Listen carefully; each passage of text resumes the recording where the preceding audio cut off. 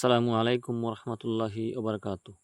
সম্মানিত দিনী ভাই বোনেরা, আজকে আলোচনা করব 3টি বিষয়ে তাড়াতাড়ি করা উত্তম। নাম্বার 1, নামাজের ওক্ত হইলে সাথে সাথে নামাজ আদায় করা। মুস্তাফক্ত থেকে বিলম্ব করা উচিত নয়।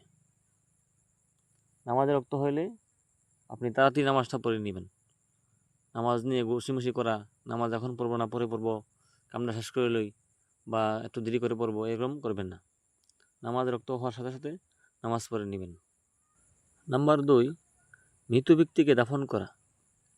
একজন মানুষ মরার পরে, মৃত্যুর পর তাড়াতাড়ি সম্ভব দাফন করিয়া দেওয়া চাই। নাম্বার 3, গুনাহ করার পর তওবা করা। যখন গুনাহ হয়ে যাবে সাথে সাথে তওবা করবেন। ইহা অতি তাড়াতাড়ি করার কার্য। এমন যেন না হয় যে তওবা করার পূর্বেই মৃত্যু আসিয়া যায়।